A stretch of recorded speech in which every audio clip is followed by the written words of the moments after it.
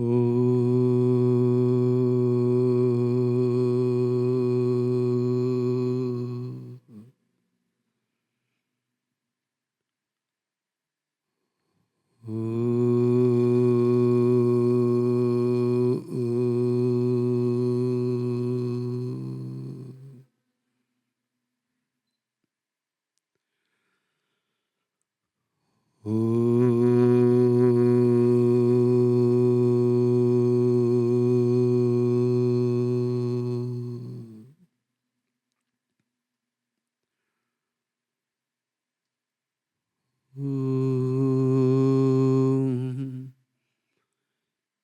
ह्रीं वाङ्मे मनसि प्रतिष्ठिता मनो मे वाचि प्रतिष्ठितम् आविराविर्मैधी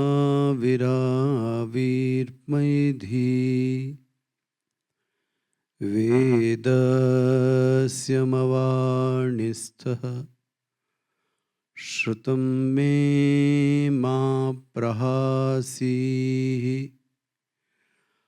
अनेनाधीतेन अहोरात्रान् सन्दधामि ऋतं वदिष्यामि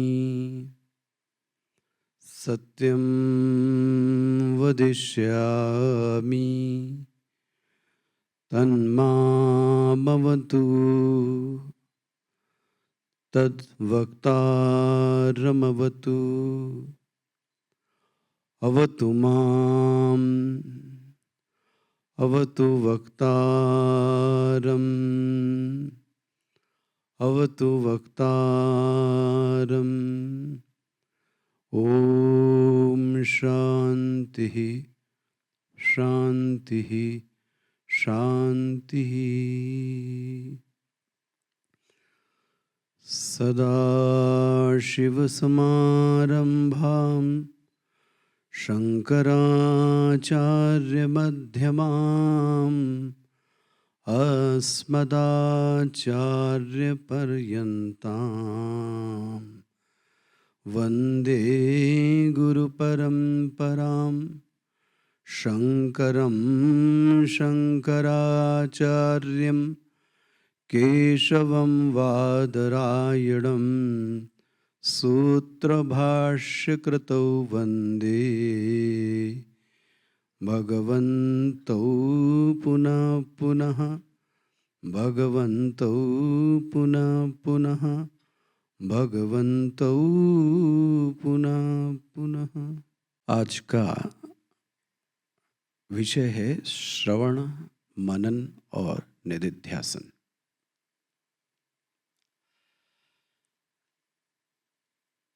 मैं अपनी बात आप युवाओं को यहां से प्रारंभ करना चाहूंगा।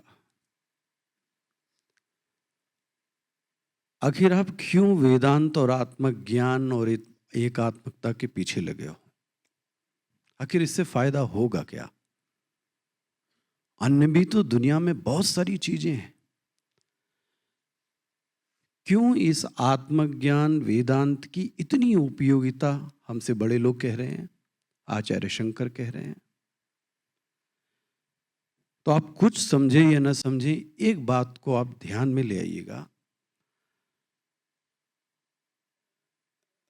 जगत से मिलने वाली जो भी उपलब्धि आपको है, वेदांत तो उसकी मनाही नहीं करता। आप उपलब्धि हासिल करो, उससे आपको सफलता मिल सकती है, इसमें कोई दो राय नहीं है। और मैं आपसे ये भी कहूं कि आप आस्तिक होवे तो ठीक, नास्तिक होवे तो ठीक, तब भी सफलता आपको मिलेगी। लेकिन मेरा एक प्रश्न याद रखिएगा, सफलता के बावजूद क्या ये गारंटी ले सकते हैं कि संतुष्टि भी आपको मिल जाएगी? इस प्रश्न पर जरूर सोचिएगा। अच्छा निर्णय और अच्छा स्पष्टीकरण आना चाहिए जरूरी नहीं है कि सफलता मिलने के बाद व्यक्ति को आत्म संतुष्टि संतुष्टि सेटिस्फैक्शन प्राप्त हो जाए। मुझे तो ऐसा लगता है एक सफलता फिर दूसरी सफलता, दूसरी सफलता, तीसरी सफलता, उसका अंत नहीं हो रहा है। पहले 10th कर लो, 10+2 कर लो, अब नहीं बोले इंजीनियरिंग कर लो, अच्छा ठीक, नहीं पैकेज बढ़ाने के लिए MBA कर लो, MBA भी किया, नहीं अच्छी लड़की से शादी हो जाए तो जीवन पूरा संभल जाएगा, वो भी हो गई। उसके बाद वो बच्चे थोड़े कॉन्वेंट में पढ़ लें तो नाम हो जाएगा। ये कब तक चलता रहेगा? और जिन्होंने किया है उनसे एकांत में पूछना, क्या आपको संतुष्टि मिल गई? संतुष्टि मतलब है एकदम ऐसी स्थिति व्यक्ति के अंदर, स्वामी जी, अलम प्रत्यय उठ उठे। अलम मतलब जब भोजन इतना खा लेता है ना तो आदमी कहता है बस बस बस, अब नहीं चाहिए। वो संतुष्टि कहां से मिलेगी? जिनको धन नहीं मिला है उनको यही लगता है कि धन मिल जावे तो संतुष्टि मिलेगी। अच्छा, जिनको प्राप्त हो गया है उनसे पूछो, संतुष्टि मिल गई? जो राजनीति के चरम पद पर नहीं पहुंचा है उसको लगता है यहां पर पहुंच जाऊं, पार्षद बन जाऊं, विधायक बन जाऊं, मंत्री बन जाऊं, ओहो संतुष्टि मिल जाएगी। मिल गई क्या?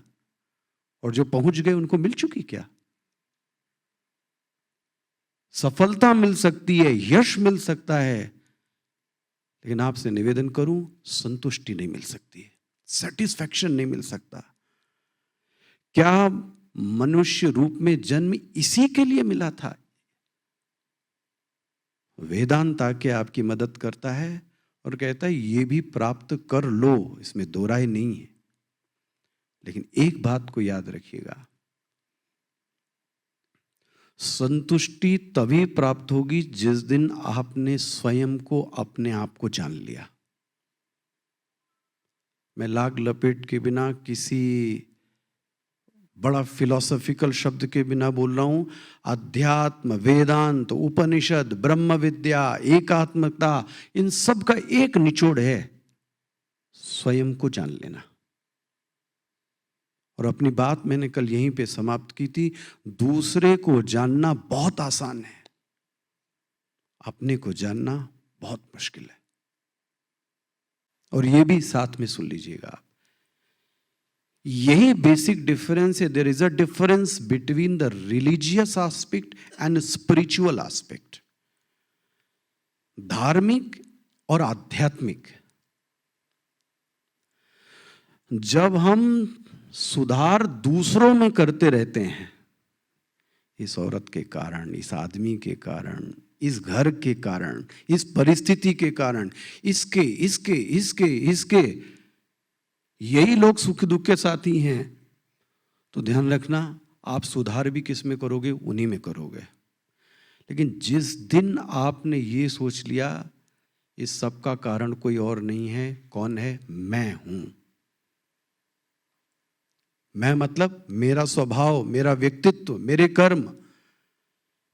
यही बात तुलसीदास जी भी कह रहे हैं, काहू न को सुख दुख कर दाता निजकृत कर्म। और हमारे गुरुदेव इसको इंग्लिश में बार बार कहते रहे, यू टर्न। कहां जा रहे हो? अंत नहीं मिलेगा, यू टर्न। और जब आप अपनी ओर झांकते हैं तो मुलाकात आपकी अपने आप से होती है। अपने आप को जानना, यही वेदांत है, यही ब्रह्म विद्या है, यही उपनिषद है। लेकिन एक बात, अपने आप को जानना इतना आसान नहीं है, बहुत व्यवधान है। और तब जाके वेदांत में एक सूक्ति कही गई, स्वयं को जानने के लिए 3 साधनाएं कही गई। मैं जानबूझ के आपको कोट नहीं कर रहा हूं कि आप फिलोसॉफिकल शब्द में मत फंसें। आत्मा वारेवा दृष्टव्य, श्रोतव्य, मंतव्य, निदिध्यासितव्य, ये 3 साधनाएं हैं स्वयं को जानने के लिए। पहली है श्रवण, दूसरी है मनन, और तीसरी है निदिध्यासन। फिर से कह रहा हूं, स्वयं को जानने के लिए ये सिर्फ 3 साधनाएं हैं, श्रवण, मनन और निदिध्यासन। किसका श्रवण, किसका मनन, किसका ध्यान? आचार्यों ने मदद की। आपके वेदांत में 4 महावाक्य कहे गए, 4 वेद से 4 महावाक्य लिए गए। कम से कम उन महावाक्यों का श्रवण करो, मनन करो और निदिध्यासन करो, स्वयं की प्राप्ति हो जाएगी। क्यों इस पे इतना जोर दे रहा हूं? दूसरे एंगल से सोचिए। देखो, आप ये पुष्प है, ये पुष्प है, ये कैसे जाना आपने? बोलिए ना। सुन के जाना? किससे जाना? देख के जाना ना। तो वो देखने का जो प्रमाण है, मैं सावधानी से शब्द बोल रहा हूं, क्या चीज? प्रमाण।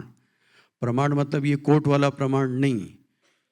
इंग्लिश में आप बोलते हैं this is the means of knowledge. देखने का जो प्रमाण है वो कौन है? नेत्र। सुनने का जो प्रमाण है वो कौन है? बोलिए ना, कान। आपने अपने आप से नहीं सुना, किसी दूसरे से सुना, वो प्रामाणिक नहीं है। आपने खुद सुना तो बात प्रामाणिक है। आपने खुद देखा अपनी आंखों से, प्रामाणिक है। आपने खुद चखा, हाँ बोले मैंने खुद चखा, तो प्रामाणिक है। इसी तरीके से भगवान भाष्यकार और कई शास्त्रकारों ने बोला, वेदांतो नाम उपनिषद प्रमाणम। ये याद करेगी, चिंतन का विषय यहीं से स्टार्ट कीजिएगा। वेदांत क्या है? बोले एक प्रमाण है। यदि प्रमाण ठीक नहीं है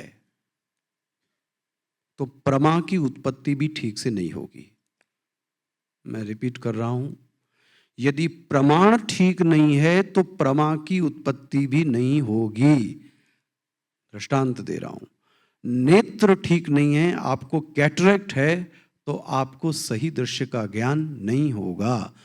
दृश्य देखने के लिए नेत्र ठीक होने चाहिए,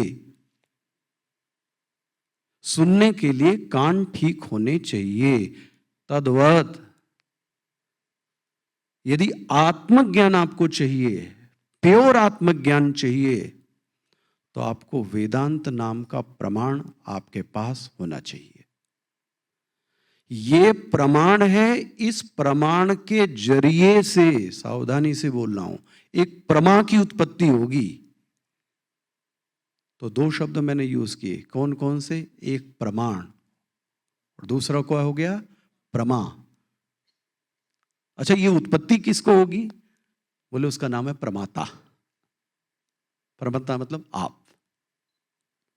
3 हो गए, फिर से रिपीट करेंगे, 3 कौन कौन से हो गए? बोलिए ना। पहले अपने से चालू कीजिए। आप क्या हैं? प्रमाता। आपने यूज किसका किया? प्रमाण का। उत्पत्ति किसकी हुई?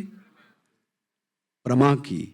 और जिसको जाना, बस बस आखिरी, उसका नाम प्रमेय है, उसका नाम प्रमेय है। तो प्रमाणों के जरिए से प्रमा की उत्पत्ति होनी चाहिए। मैं जानबूझ के ज्ञान शब्द नहीं बोल रहा हूं।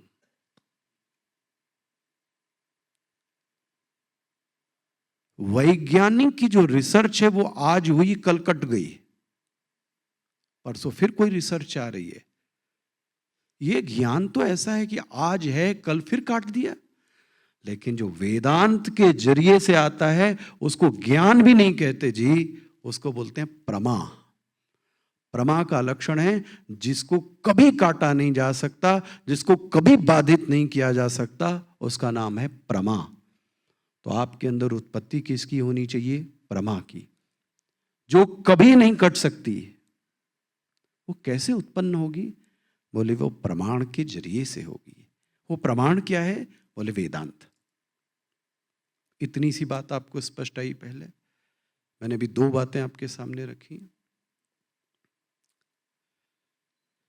आप सोच लो, क्योंकि अभी आप युवान हैं, अभी नवयुवक हैं। मैं आपको नहीं कहता सफलता नहीं चाहिए, सफलता लीजिए, लेकिन एक बात किनारे अपने जहन में डाल रखिएगा, संतुष्टि प्राप्त नहीं होगी जब तक आप स्वयं को नहीं जानेंगे। थोड़े समय के लिए ऐसा लगता है कि वो संतुष्टि मिल गई, आपको लगेगा यस सब कुछ मिल गया। थोड़ी देर में पता लगेगा थोड़ा और मिल जाता तो और अच्छा रहता, थोड़ा और मिल जाता तो और। ये समाप्त कब होगा? बोले ये समाप्त होगा। इसीलिए भगवत गीता कहती है आपूर्यमाणम अचल प्रतिष्ठम, समुद्र की तरीके से भरा हुआ है आत्मज्ञानी, लबालब भरा है। इसीलिए हमारे शास्त्रों में पंडित जाति को नहीं कहा। शंकराचार्य जी कहते हैं जिसके पास शोक नहीं है, शोक नहीं है, जिसके जीवन में दुख नहीं है, वो पंडित है। अशोच्यानन्व शोचस्तम प्रज्ञावादांश भाषसे गतासु न अगतासुंश्च नानुशोचन्ति। पंडित वो है जिसके जीवन में शोक नहीं है। पंडित मतलब आत्मज्ञानी। मैं आपको गारंटी ले सकता हूं, जिसके जीवन में आत्मज्ञान आ गया उसके जीवन में शोक नहीं आता। तरति शोकम आत्मविद। आप बोलेंगे क्या शोक नहीं आता? आता है, लेकिन उसको हिला नहीं पाता। किसके कारण? आत्मज्ञान ऐसा भरा हुआ है।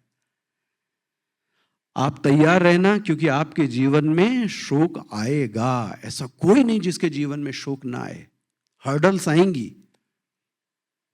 एक युवा है, वो हर्डल को हैंडल करते करते डिप्रेशन में आ गया, अपना लक्ष्य छोड़ दिया। ये स्वाभाविक है। लेकिन अगर आपने इसी समय आत्मज्ञान की शुरुआत कर दी, मैं आपसे कहूं शुरुआत भी कर दी, तो आप सच मानिए, आप और आपके बाद आपके जो बालक होंगे, बालिका होंगी, उनमें ये ज्ञान ट्रांसमिट होगा और कितना बड़ी दूर तक जाएगा। लेकिन शर्त ये है कि आप पहले सरल शब्दों में जान लो आत्मज्ञान किसको कह रहे हैं। आत्मज्ञान स्वयं को जानने को कहा जा रहा है, किसी और को नहीं, स्वयं को जान लो। अच्छा, नाउ वेदांत में 4 महावाक्य कहे गए स्वयं को जानने के लिए। गुरु कहता है, सावधानी से सुनिएगा, तत्त्वमसि। आपने सुना हो ये वो महावाक्य, तत् मतलब वो तुम हो। शिष्य क्या उत्तर देता है पता है आपको? यदि ज्ञानी शिष्य है तो अहम ब्रह्मास्मि। अहम ब्रह्मास्मि गुरु नहीं बोलता, गुरु तो सिर्फ उपदेश देता है। तत् वो तुम हो। और यदि वो शिष्य है, यदि उसको ज्ञान हो गया है, वो अपनी गुरु की भाषा में उत्तर देता है, अहम ब्रह्मास्मि, मैं ब्रह्म हूं, मैं आत्मा हूं। ये क्या है अहम ब्रह्मास्मि? तो आज जो विषय मैंने आपके सामने रखा, ये तत्त्वमसि महावाक्य, अहम ब्रह्मास्मि, मैं ब्रह्म हूं, इसका ज्ञान यदि आपको होना है तो इन 3 साधनों से होना है। उसका नाम है श्रवण, उसका नाम है मनन, उसका नाम है निधिध्यासन। ध्यान से सुनिएगा। स्वामी जी वेदांत सार में श्रवण के लिए हम लोग जो शब्द बोलते हैं सुनना, तो रेडियो के एफएम को भी सुनते हैं ना, तो उसको क्या बोलेंगे? रेडियो का श्रवण कर रहे हैं। उस समय आप क्या बोलते हैं? हम सुन रहे हैं। लेकिन किसी महात्मा के पास गए तो आप क्या बोलते हैं? श्रवण कर रहे हैं। कुछ तो डिग्री में अंतर होगा। सुनना श्रवण नहीं है। वेदांत सार में सदानंद योगींद्र उस परिभाषा को सामने रखते हैं, तात्पर्य अवधारणम इति श्रवणम। मैं इसको सरल भाव में रखता हूं आपके सामने। वक्ताओं के शब्द को रटो नहीं, उससे कुछ नहीं होगा, बौद्धिक ज्ञान बढ़ेगा। शब्द जरी, वाग जरी, खूब बोल सकते हैं आप, भोक्तये न तो मुक्तये, वो मिलेगा नहीं जो आपको चाहिए। इसलिए शब्दों के पीछे मत भागो। तो फिर क्या करें? तात्पर्य अवधारणम, वह जो गुरु बोल रहा है उसके तात्पर्य को अपने मन में लाओ, वो क्या कहना चाह रहा है। ध्यान रखना, श्रवण करते समय उस आचार्य के प्रति प्रामाण बुद्धि होवे, प्रामाणिक बुद्धि होवे। किसके प्रति? दो लोगों के प्रति, एक तो आचार्य, दूसरा शास्त्र। बहुत नम्र निवेदन कर रहा हूं, कभी भी भगवत गीता को, उपनिषद को जमीन पे मत रखिए। वो प्रमाण है कि इस दिन चमत्कार दिखा देगा, अंदाजा नहीं होगा आपको। भगवान के बोले गए शब्द हैं, आचार्य शंकर के बोले गए शब्द हैं, और आपने उसको उसी तरीके से रखा जैसे कॉमिक्स, जैसे नॉवेल पटक दिया उठा के। ध्यान रखिए, ज्ञान नहीं आएगा। आपने देखा है संतों को, वो अपनी पोथी को किस में रखते हैं? एक कपड़े में रखते हैं। और यहीं पे ये भी बात कह दूं, सुन लीजिए, ऐतराज कतई ऐतराज नहीं है, हम हिंदू धर्म के लोग इसमें निखट्टू हो चुके हैं। जरा गुरु ग्रंथ साहब के पास जाके देखिएगा, आपने देखा है वो कैसे रखते हैं? कपड़ों में, रेशम के कपड़े में, प्यार से। हमारे आपके शास्त्र के प्रति बुद्धि नहीं रह गई। गीता है, रख दी गई है, उपनिषद है, पढ़ा हुआ है। महाराज वो प्रमाण है, ये ज्ञान आएगा, उसको लेना, उसको सिराथों पे रखना, वो हमारे जीवन का आधार है। जब श्रवण करें तो इन चीजों का विशेष ध्यान रखें। आचार्य के प्रति प्रामाणिक बुद्धि होवे, और आचार्य और शास्त्र, अगर आचार्य बिना शास्त्र के है तो आपसे सच बोलूं, हम उसको आचार्य कोटि में नहीं गिनते, आचार्य कोटि में नहीं गिनते। स्वामी जी, अभी मुंडक उपनिषद में भगवान शंकराचार्य जी का भाष्य था, शास्त्रज्ञों अपि स्वातंत्रेण अध्ययन न कुर्यात् मूर्खवत उपेक्षणीय। ये भाष्यकार के शब्द है, मूर्खवत उपेक्षणीय। कितना सुंदर भाष्यकार लिख के गए, शास्त्रज्ञों अपि, तुम भले शास्त्र के जानकार हो, स्वतंत्र अध्ययन करने की आवश्यकता नहीं है। ऐसे व्यक्ति मूर्खवत उपेक्षणीय, त्याग देना चाहिए। आचार्य वो है जो मनगढ़ंत बात नहीं करता। वो कहां से बोल रहा है? शास्त्र से। शास्त्र जीवंत उठता है जब वो आचार्य बोलता है कोई। इसलिए आचार्य अपने आप को कभी फ्री ना समझे कि मैं जो चाहूं, जहां चाहूं, जैसे चाहूं बोल सकते। ना जी, आपको शास्त्र में रहना पड़ेगा, शास्त्रीय सत्य ही बोलना पड़ेगा। आपका अनुभव हमारे लिए प्रमाण नहीं है। हम हिंदुओं को, आपको विशेष ध्यान रखना है, शास्त्र के प्रति प्रामाणिक बुद्धि बनाइए। कम से कम इन 3-5 ग्रंथों के प्रति, उपनिषद, भगवत गीता, ब्रह्मसूत्र, भागवत, रामचरितमानस, इन 5 के प्रति तो ये बुद्धि बनाएं कि ये प्रामाणिक ग्रंथ है। श्रवण में ज्ञान तभी उत्पन्न होगा, ये श्रवण की परिभाषा समझिएगा, जब सुनते समय उस आचार्य के प्रति आपके अंदर प्रामाणिक बुद्धि है। यदि आपने खिलवाड़ से समझा तो मैं आपसे बताऊं, आत्मज्ञान उत्पन्न नहीं हो सकता। आप सोचो, आप उसके लिए कितनी मेहनत होती है कि आचार्य के प्रति श्रद्धा बुद्धि पैदा होवे। एक प्रोफेसर को आप नहीं सुन रहे हैं, आचार्य को सुन रहे हैं। और जब वो देता है महाराज, तो मैं तो ऐसा कहूं, मंद बुद्धि का भी अगर छात्र होवे, मंद बुद्धि का भी छात्र होवे, तो शास्त्र में और आचार्य की वाणी में इतना दम है कि मूर्ख भी विद्यार्थी होगा तो उसके अंदर वो प्रमा को प्रत्यायित करने की क्षमता रखता है आचार्य। कम से कम मैं ऐसा कह सकता हूं, उस समय तो चमत्कार हो ही जाता है कि इसको लगता है कि मेरे साथ कुछ घटना घटित हो रही है। कहां से हो रही है? वो शास्त्र के शब्द हैं, वो आचार्य के शब्द हैं। क्या हमारा श्रवण ऐसा हो रहा है कि आप सुन रहे हैं? जाइए गुरुकुलों में देखिए आचार्य के प्रति। तो आप जब भी ये कैंप्स में जाएं, कहीं सुने, उस आचार्य के प्रति थोड़ी देर के लिए क्या कर लीजिए, ये व्यक्ति बुद्धि छोड़ दीजिए, प्रामाणिक बुद्धि बनाइए। जब प्रमाण बुद्धि से सुनेंगे तो ये प्रोसेस क्या कहलाती है? श्रवण। ठीक है, अभी इतने इस बात को इतना ही समझें, फिर कभी और मौका मिलेगा इसमें और भी अंग उपांग बताता हूं। लेकिन ये हो, शास्त्र के प्रति, आचार्य के प्रति प्रामाणिक बुद्धि हो, श्रद्धा के साथ सुने, ये हो गया श्रवण। अब होगा ये कि आपने सुन तो लिया, लेकिन जैसे ही आप अकेले में जाएंगे ना, तो आपको लगेगा मैंने सुना तो कुछ और था, अनुभव में तो कुछ और आ रहा है।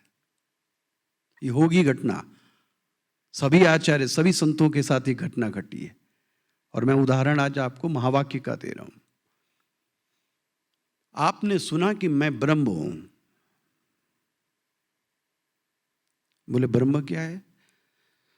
जिसका जन्म नहीं हुआ है, जिसकी मृत्यु नहीं होती, जिसका आकार नहीं है, वो ब्रह्म है। बहुत सरल सरल शब्दों में प्राइमरी वेदांत आपके सामने रख रहा हूं, इतना तो रखें पहले।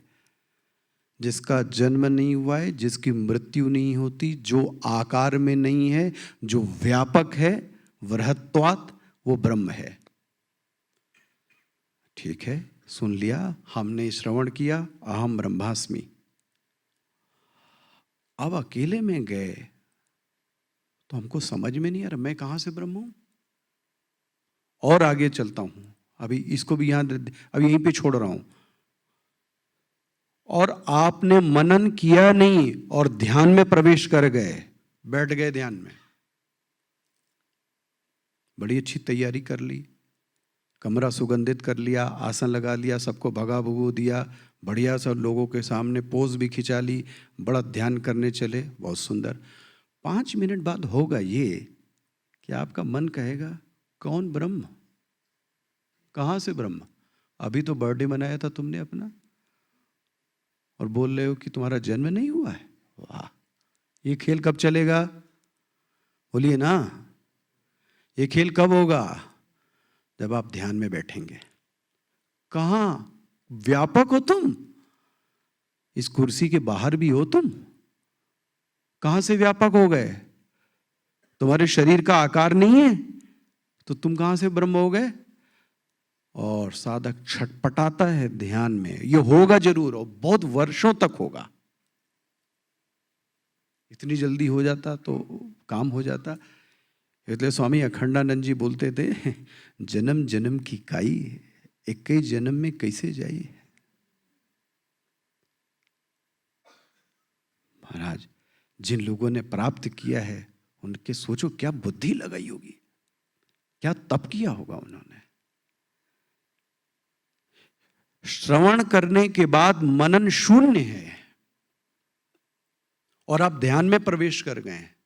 ज्यादातर साधकों में वेदांत में श्रवण तो है। स्वामी जी, हम लोगों में जो सबसे बड़ी कमी रही वो मनन शून्य रहे।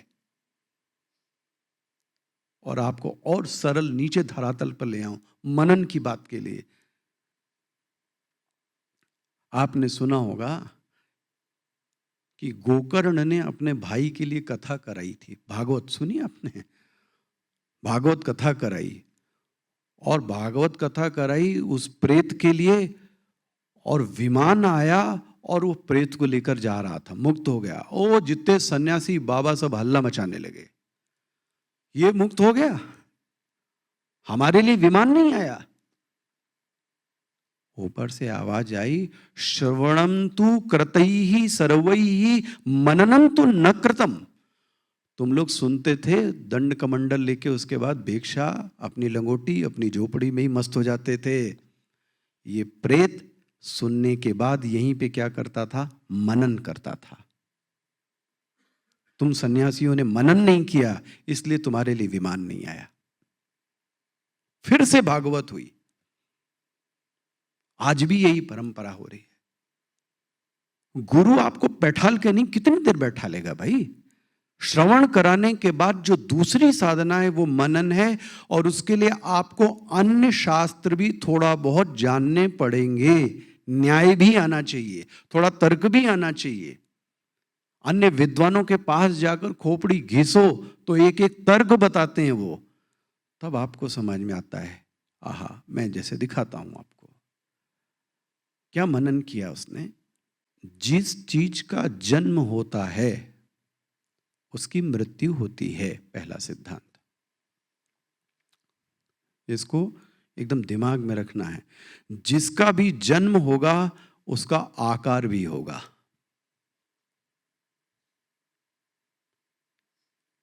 गिन लेना, खूब मनन करना इस पे।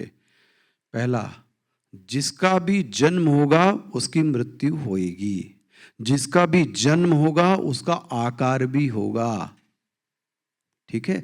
जिसका भी जन्म होगा वो सीमित होगा। ये किसके लिए कहा जा रहा है? जिसका जन्म होता है। जो व्यापक है उसकी मृत्यु कभी नहीं होती, उसका नाश नहीं होता। दृष्टांत दिया गया आकाश। तुलना में, ब्रह्म की तुलना में छोड़ दें, अन्य महाभूतों की तुलना में आकाश की मृत्यु नहीं होती, क्योंकि आकाश कैसा है? व्यापक। क्योंकि आकाश की कोई सीमा नहीं है। ये कहां चल रहा है ये सब काम? मनन में। तुम जो अपने आप को ब्रह्म समझ रहे हो, तुम शरीर को ब्रह्म समझ रहे हो। आहा। जब भी कहा जाता है तुम ब्रह्म हो और तुम्हारी बुद्धि मना करती है कि तुम ब्रह्म नहीं हो, तो ध्यान रखना, हमने ब्रह्म किसको समझा? शरीर को। शरीर का जन्म हुआ है, शरीर की मृत्यु होगी, शरीर का आकार है, लेकिन इस शरीर में जो गया हुआ दृष्टा साक्षी जीव है, कल के एकात्मता को लेना, जो कारण पर पहुंचेगा। हो सकता है कल कुछ विद्यार्थियों को कठिन लगा हो, उनके लिए और सरल कर रहा हूं मैं। कारण पर जाने की कोशिश कीजिए। इसको हमारे गुरुदेव इंग्लिश में बोलते थे कॉज हंटिंग। जब आप कारण पे पहुंचेंगे तो आपको एक मिलेगा। सोच के देखना।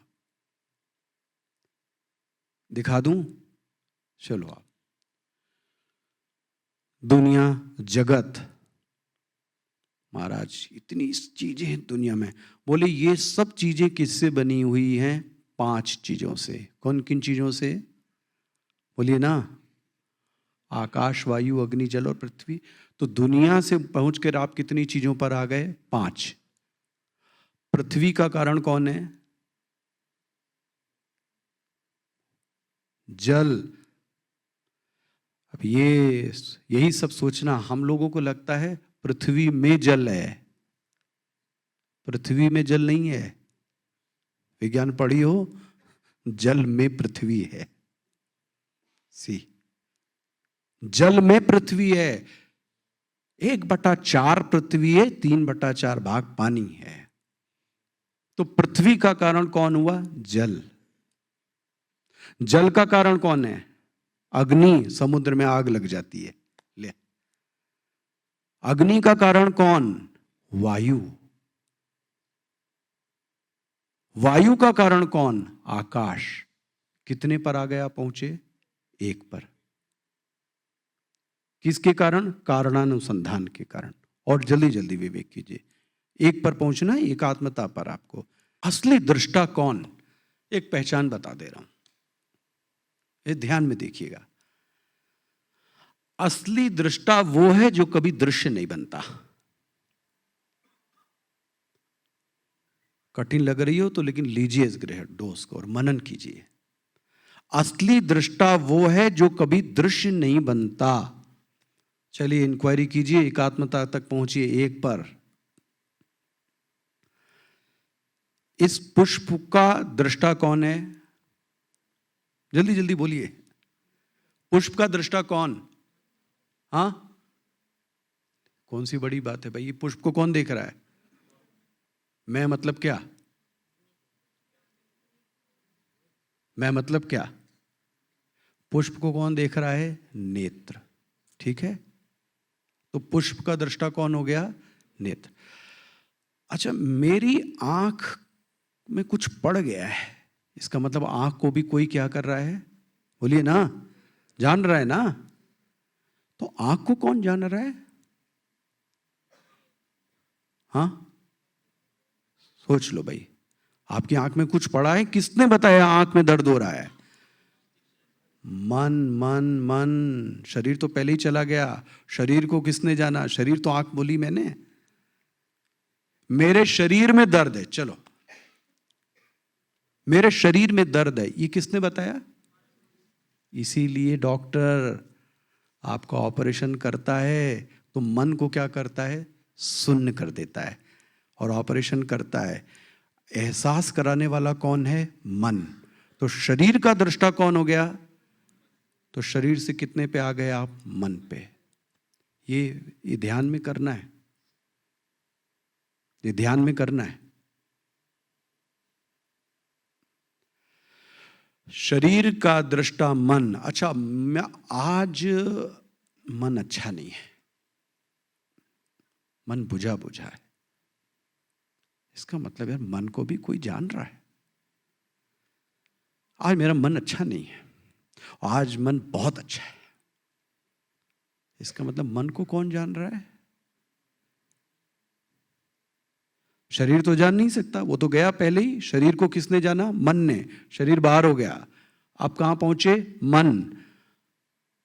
मन को कौन जान रहा है? बोलते हैं बुद्धि। सी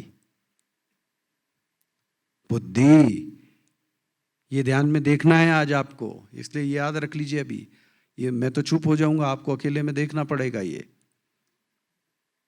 उस गुफा में जाना है आपको ना एक दिन, उस ध्यान की, तभी आपको कोई दीपक जलता मिलेगा।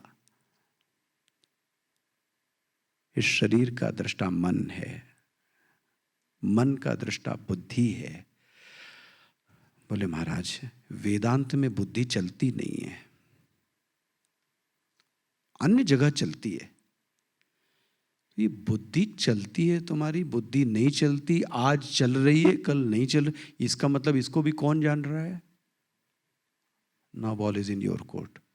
ध्यान रखना, शरीर हट चुका है, शरीर हट चुका है, मन हट चुका है, बुद्धि हट चुकी है, और बुद्धि को कोई जान रहा है। वो कौन है?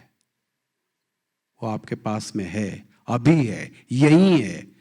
खोज के देखना, उस बुद्धि को कौन जान रहा है? खोज के देखना। शास्त्र कहता है उसका नाम साक्षी है। शास्त्र कहता है उसका नाम, और इसी साक्षी को जब बड़े कॉन्टेक्स्ट में लेंगे तो वही साक्षी ही ब्रह्म है। जब भी आप ये दृष्टादृश्य कर रहे थे, इसलिए उसका क्या नाम पड़ गया? साक्षी। जब ये लोग नहीं रहेंगे तो भी वो साक्षी रहेगा, तब उसका नाम क्या है? ब्रह्म। मैं फिर से कंक्लूड कर रहा हूं, ये एकात्मता के लिए एक पर पहुंचना है, कारण को खोजिए। सिंपल है, आप कुछ नहीं भी आता, कारण को खोजते जाइए, खोजते जाइए, कहीं जहां पर पहुंचेंगे वो कारण एक होगा। खूब पूर्व पक्षों को उठाकर, विपरीत पक्षों को उठाकर अपनी बुद्धि को चलाना, शास्त्र को पढ़ना, तर्क करना। अभी जो शंकर दूत वेद इंदौर वाले हैं, उनको यही चल रहा है, तर्कोनुसंधीयताम, तर्क का अनुसंधान करना, वरना पोंगे पंडित बन जाओगे। सिर्फ एक क्या बन जाएगा आपके दिमाग में पता है? कोई पढ़ा रहा है और हम शंकर दूत हैं इसलिए हम ब्रह्म हैं, और जहां ये सब हट गए फिर, क्योंकि आपने तर्क नहीं किया है। हां, कुतर्क से दूर रहना है, ये भी शंकराचार्य जी साथ में बोल रहे हैं। साधना पंचकम पढ़िए, तर्कोनुसंधीयताम दुस्तर्कात् सुरम्यताम। कुतर्क नहीं करना है, तर्क करना है जिससे आपकी बुद्धि क्या हो जाए, एक स्थिर भाव में पहुंच जाए। इसके लिए आपके ऋषियों ने न्याय दर्शन लाया कि जिसके पढ़ने से व्यक्ति की बुद्धि कैसी हो गई। इसलिए लॉ के स्टूडेंट को तो न्याय जरूर पढ़ना चाहिए, बुद्धि दौड़ती है, चलती है। नाउ श्रवण, विरोधी पक्षों को उठाना और उसका समाधान करना, इसका नाम क्या हो गया, मनन। अब नाउ मेडिटेशन। ध्यान से सुनिएगा, ये सुने हुए में, गुने हुए में मन का आधान करना ध्यान है। सुने हुए में, सुना हुआ मतलब श्रवण, गुने हुए में, गुना हुआ मतलब मनन। सुने हुए, गुने हुए में मन का आधान, मन को वहां पर ले जाना। जैसे ही आप आधान रखेंगे ना, वो प्रोसेस क्या कहलाएगी पता है, ध्यान। अभी अभी कहीं किसी से अच्छा डिस्कशन हो रहा था, ये भी ध्यान के बारे में ऐसा भी है, जान लीजिए। ध्यान करने की चीज नहीं, हो जाने की चीज है। कभी ऐसा भी सोचिएगा। ये थोड़ा आपके लिए भारी पड़ सकता है, लेकिन जो और कोर्स कर चुके हैं उनके लिए तो और बोल रहा हूं। देखो, जब आप ध्यान करोगे तो आप ये सोच के ध्यान करते हो, मैं ध्यान करने वाला हूं, अब ध्यान कर रहा हूं, अब समय हो गया। तो आप ध्याता भी बने, ध्येय भी है और ध्यान की क्रिया त्रिपुटी हो रही है। जैसे कि आप कहते हैं प्यार किया नहीं जाता, बोलिए ना, ये तो याद होगा ना, कम से कम हो जाता है ना। ध्यान से जिस दिन प्यार हो गया, आपको ध्यान करने की जरूरत नहीं है। कल मैं कह रहा था, यत्र यत्र मनोयाति तत्र तत्र समाधया। वो जहां देखता है उसको आत्म तत्व ही दिखने लगता है।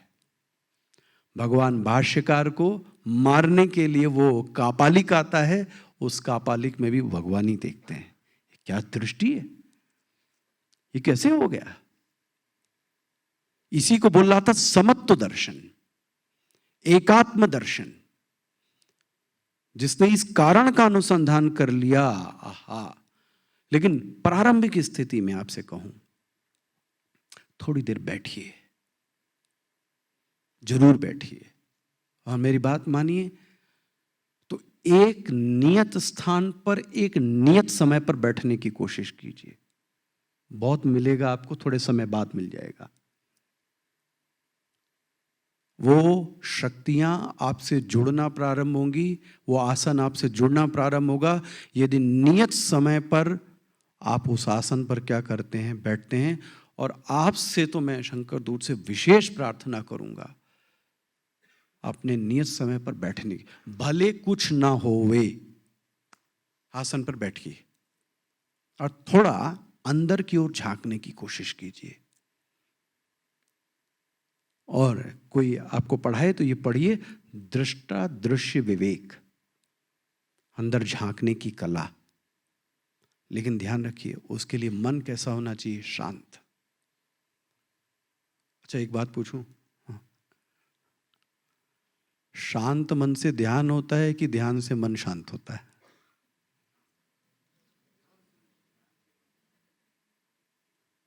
तो जब ध्यान से मन शांत करोगे तो ब्रह्म किससे मिलेगा? तो वो मन शांत, महाराज मन शांत तो एक्सरसाइज करने से भी हो जाएगा। म्यूजिक सुन लो, चाट पाट पकौड़ी खा लाओ, किसी के साथ टहल आओ, घूमाओ, पिक्चर देखाओ, मन क्या हो गया। शांति के लिए ध्यान मत चुनो। वेदांत का जो निधिध्यासन है वो मन शांति के लिए नहीं है। वेदांत का निधिध्यासन ब्रह्म प्राप्ति के लिए है।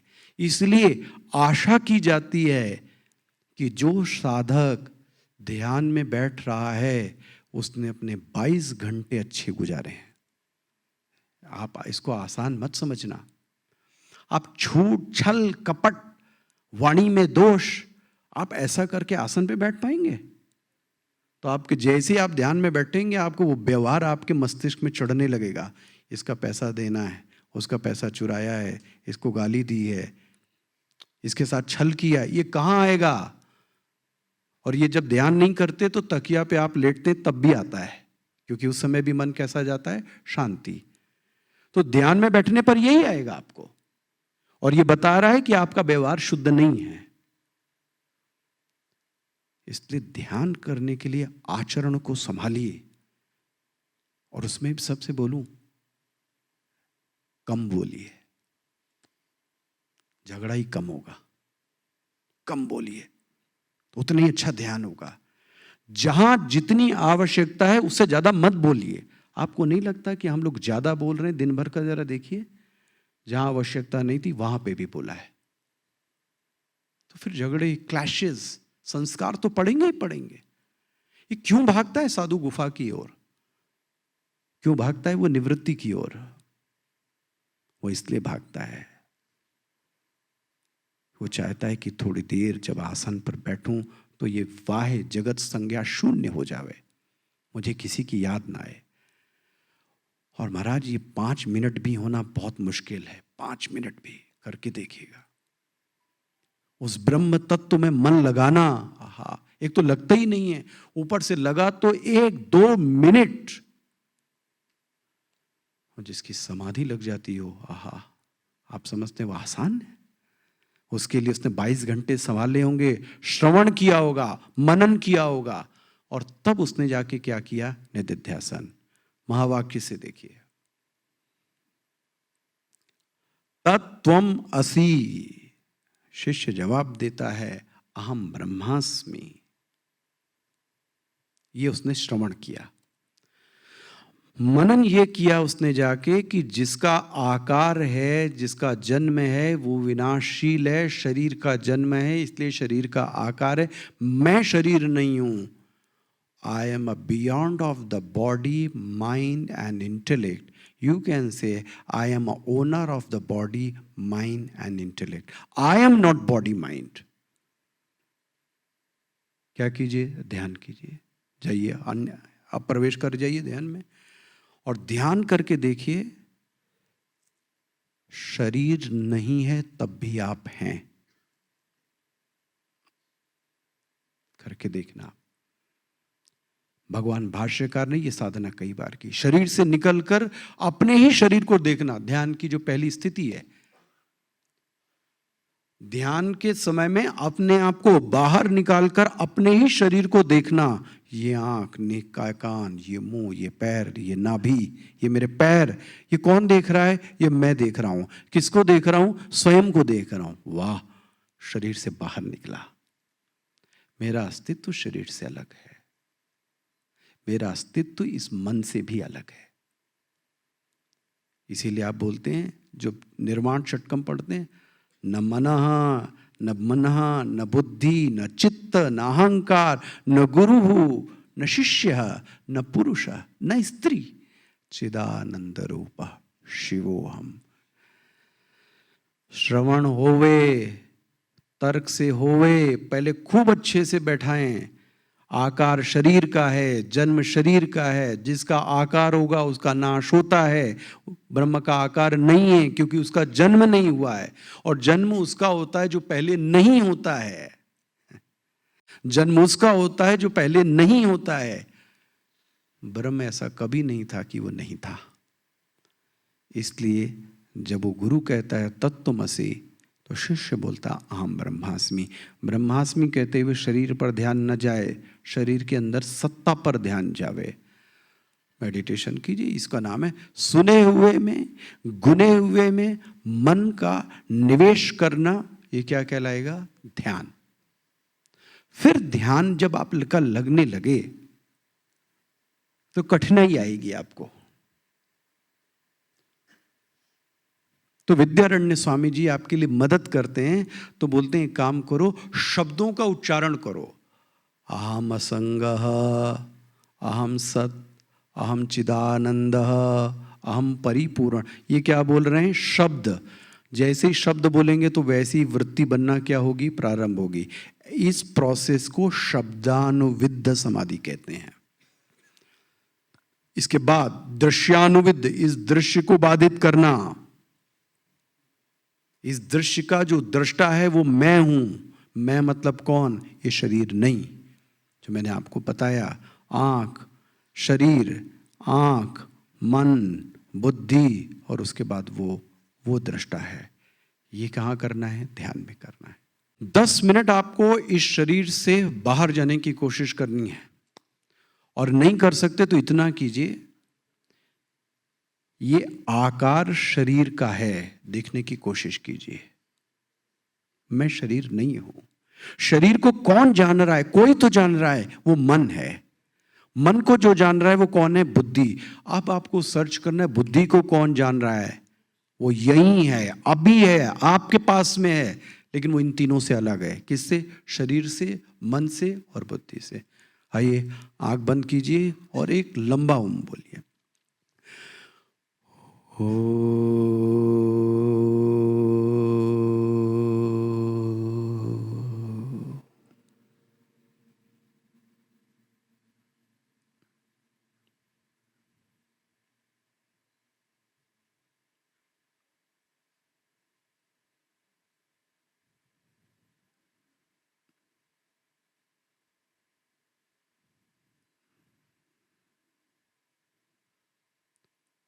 इस दृश्य जगत का दृष्टा नेत्र है।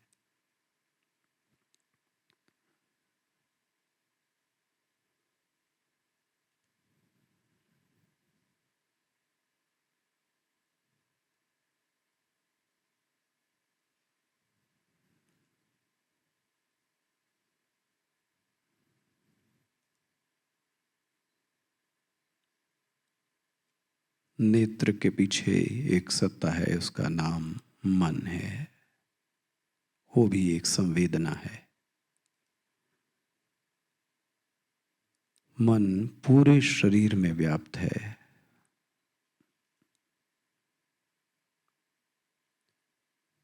मेरे शरीर में क्या हो रहा है, सभी संवेदना मन के कारण ही पता लग रही है।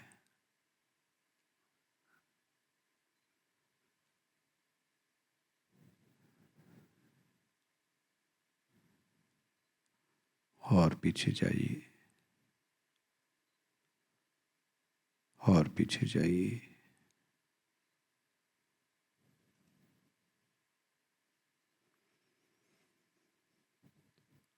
मन को भी बुद्धि वृत्ति जान रही है।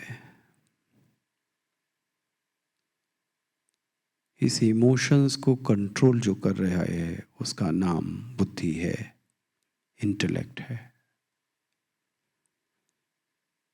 वो भी आपके पास में है।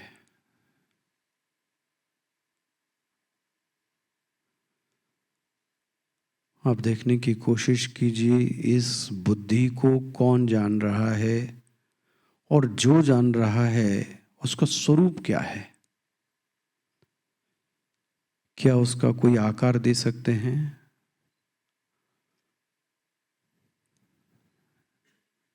क्या उसका कोई आकार दे सकते हैं, क्या उसका कोई नाम दे सकते हैं। कोई तो है जो इन सबको जान रहा है।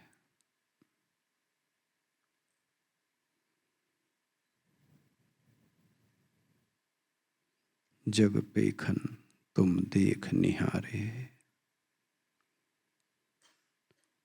वो सबको जान रहा है, उसको कोई नहीं जान रहा है। एक ऐसी सत्ता आपके अंदर जो शरीर, मन और बुद्धि को, तीनों को जान रही है, खोजने की कोशिश कीजिए।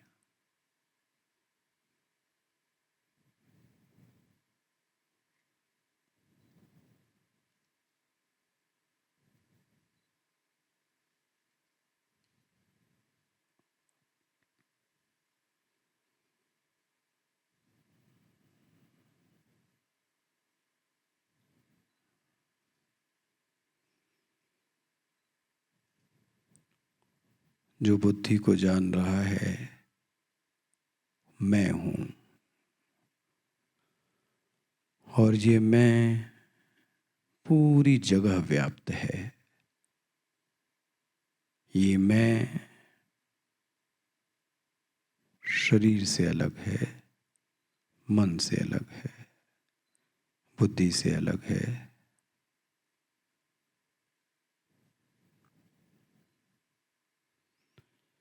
इस मैं को कोई और नहीं जान पाता, क्योंकि ये पूरे जगत को जान रहा है।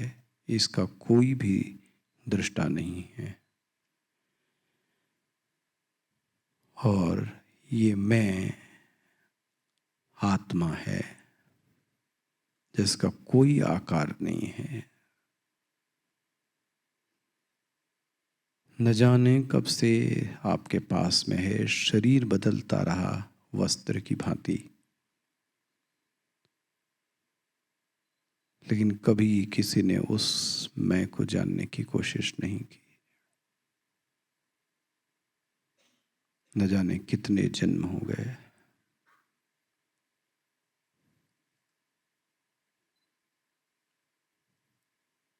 वह मैं जड़ नहीं, उस मैं को भान है, इसलिए उसको चित्त कहते हैं। और उसके होने में आनंद है, उसको आनंद कहते हैं, सत चित आनंद। और इसका नाम ब्रह्म है। ये कोई और नहीं, ये मैं हूं।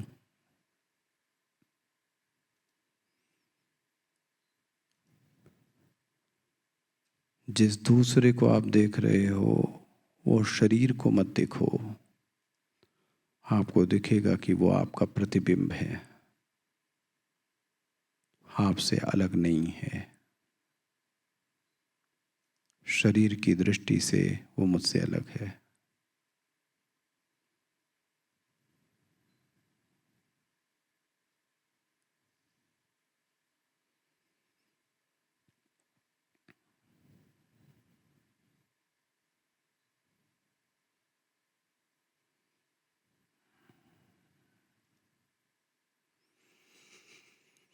एक लंबा ओम बोलिए।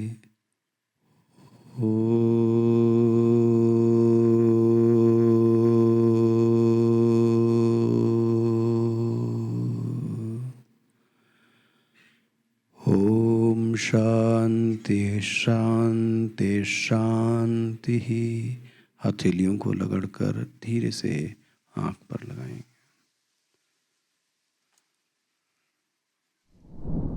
महाराज, आपने इसे कल बताया था और आज भी आपने बताया कारण अनुसंधान के बारे में। तो कारण अनुसंधान जब अपन करेंगे, किसी कारण तक पहुंचेंगे, अपने को कैसे पता चलेगा कि वो कारण सही है या गलत है? शास्त्र बताएगा। जैसे एक पहचान बताई, असली दृष्टा कभी भी दृश्य करके देख लेना। शास्त्र इसीलिए तो आपको बता रहा हूं। शास्त्र आपको बताएगा कि यहां पहुंचना है। ये आपका, जैसे आपने देखा गणित के क्वेश्चंस होते थे, पीछे उसके क्या रहते थे, आंसर शीट। अब जो चालाक होते थे वो जानबूझ के लेफ्ट हैंड साइड बराबर राइट हैंड साइड ले आते थे। आप करके देखो, अगर वो आ रहा है तो आप अपने आप वहां पर क्या हो गए, पहुंच ही गए।